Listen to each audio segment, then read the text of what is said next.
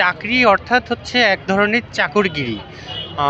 সে হচ্ছে একেবারে পিওন পদের হোক আর ডিসিএসপি পদের হোক, সেটা কিন্তু চাকরি মানে চাকরি, পরাধীনতা। আর যখন আমি ব্যবসা করব তখন কিন্তু আমার স্বাধীনতা থাকবে এখানে।